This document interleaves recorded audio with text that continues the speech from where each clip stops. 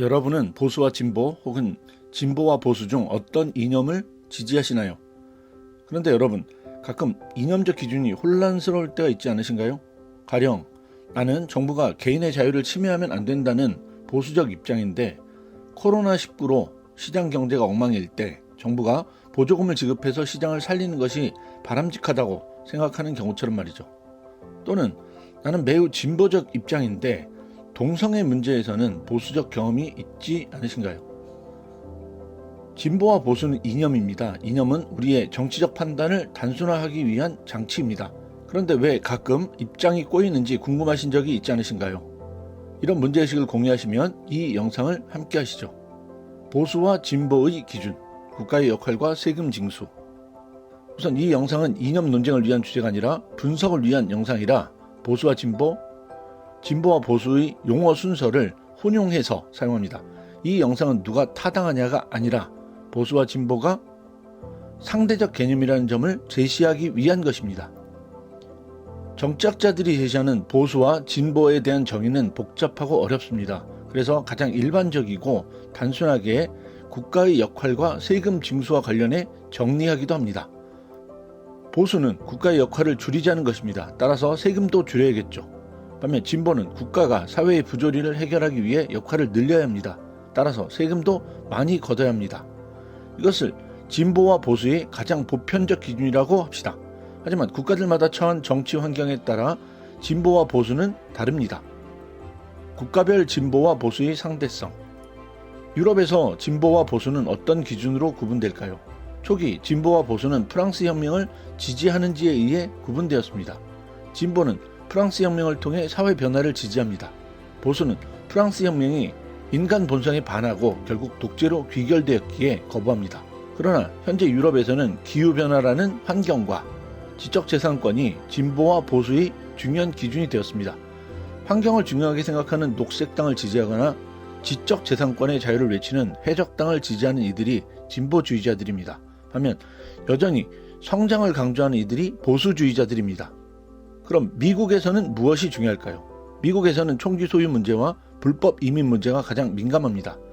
다른 나라와 가장 다른 부분은 낙태 문제입니다. 성폭력에 의해 강제 임신한 경우 낙태를 허용해 산모가 평생 아이를 돌보는 것을 막고 행복을 추구할 수 있게 해주자는 것이 진보 입장입니다. 반면 태아의 생명은 신이 주신 것이니 낙태를 금지하자는 것이 보수 입장입니다. 한국에서는 다른 국가에 없는 기준이 있습니다. 바로 북한을 어떤 존재로 볼 것인가입니다. 북한을 주적으로 보는 보수와 북한을 대화 상대로 보는 진보가 격렬하게 갈등합니다. 분단을 경험하지 않은 국가에서는 찾아보기 힘든 기준이죠. 사회주의 국가에서 진보와 보수, 공산당 일당 독재 국가인 중국에서는 진보와 보수가 있을까요? 중국에서도 진보와 보수가 나뉩니다. 사회주의 국가인 중국은 기본적으로 진보 측을 지향합니다. 그러니 이 국가에서 변화를 지향하는 진보라고 하면 진보에 대한 진보, 즉 보수가 되겠죠. 자유주의 국가에서 보수 진영의 논리를 펴는 것이 중국에서는 진보입니다. 예를 들어 덩샤오핑은 사회주의 체제의 경제 운영 원리를 비판하고 진보적인 취지에서 선부론에 기반해 자본주의 운영 방식을 받아들였습니다. 먼저 부자가 되고 다음 사람들을 부유하게 만들라는 선부론은 현재 중국식 사회주의라고 하는 사적 자본 소유를 인정하게 했습니다. 즉 자본주의에서 보수파가 강조하는 시장경제 원리를 받아들인 것이죠. 반대로 사회주의 체제에서 우파, 즉 보수파는 전통적인 사회주의 운영 원리를 강조합니다. 시진핑이 선부론 대신 다 같이 잘 사는 공동부유론을 만들어 덩샤오핑의 경제 운영 원리를 바꾼 것이 대표적입니다. 중국의 공산당에서 보수와 진보가 나뉘는 것은 공산당 내 분파가 있고 분파마다 국정 운영에 차이가 있기 때문입니다. 북한에도 진보적인 생각을 가진 사람들이 있을 수 있습니다. 하지만 이들은 체제 운영 원리가 마음에 안 들면 북한을 탈출합니다. 중국처럼 정책을 두고 논쟁을 할 수 있는 처지가 아니기 때문입니다. 개인 독재 체제의 특징이라고 할 수 있습니다. 중국은 민주주의 국가만큼 다양한 세력이 존재하는 다원성에는 미치지 못하지만 공산당 조직 내 의견이 다를 수도 있습니다. 하지만 북한은 권력이 김정은 개인에게 집중돼 있어 다양한 의견이 나올 수가 없죠. 자유주의는 진보일까 보수일까? 이념의 기준에 따라 달라지는 상대성은 자유주의라는 대표적 이론으로도 확인할 수 있습니다. 근대 자유주의는 로크에 의해 1689년 통치론이란 책에서 탄생했습니다. 개인의 소유권을 강조하면서도 정부가 시민과의 약속을 지키지 않는 경우 저항권을 옹호했습니다. 이 이론은 미국의 독립선언과 프랑스 대혁명에 직접적으로 영향을 미쳤습니다. 이 시기 자유주의는 진보적이었습니다. 왜냐하면 자유주의가 대항한 세력이 기득권을 가진 왕정과 귀족 세력이었기 때문입니다. 저항권의 논리는 미국이 영국에서 독립할 수 있는 근거를 제시했습니다. 자유주의는 이 시기 어마어마한 진보의 아이콘이었습니다. 그러나 자유주의는 이후 사회의 주류 세력이 되자 보수로 바뀝니다. 자유주의는 사회주의라는 혁신 이론에 맞서 개인의 소유권을 지키는 것이 중요한 보수의 아이콘이 됩니다. 결론적으로 이념도 어떤 쓰임새로 쓰이는지에 따라 진보와 보수로 변화할 수 있습니다. 영국 보수주의와 미국 보수주의는 동일할까요? 영국의 보수주의는 에드먼드 버크가 대표적입니다.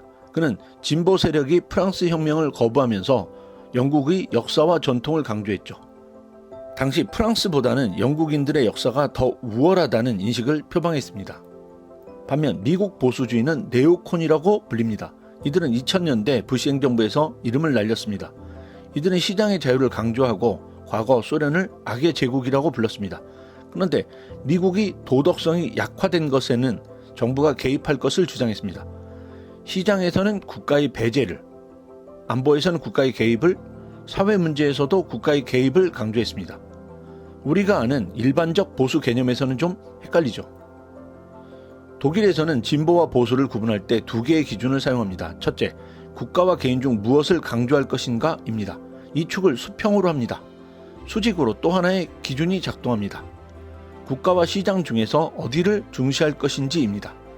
처음 질문한 것처럼 나는 개인의 자유가 중요하지만 국가가 시장에 대해서는 개입하고 복지 정책을 사용해야 된다고 믿는 사람들에게는 독일이 두 가지 기준은 마음의 안도감을 주죠. 다만 이상한 것은 아니니까요. 그렇습니다. 보수와 진보는 정부가 어디까지 개입하면 좋을지에 대해 일반적 기준을 제공합니다. 그래야 투표할 때 우리는 정당 선택이 용이해집니다. 즉, 이념은 단순화를 위한 가이드라인이 됩니다. 하지만 특정 주제나 이슈들에서 우리가 어떤 이념을 지지하는지는 다소 혼란스러울 수 있습니다. 이념이라는 것이 국가와 시대에 따라 상대적이기 때문입니다. 그러니 혹시 내가 어떤 이념을 지지하는지 다소 모호해도 너무 불편해하지 않아도 됩니다. 영상 끝까지 시청해 주셔서 감사합니다. 주변 분들과 공유는 더 큰 응원이 됩니다. 구독과 좋아요를 눌러주시면 미국과 한국 지정학의 이해를 높이는 수준 높은 컨텐츠를 제작하는 데 큰 힘이 됩니다.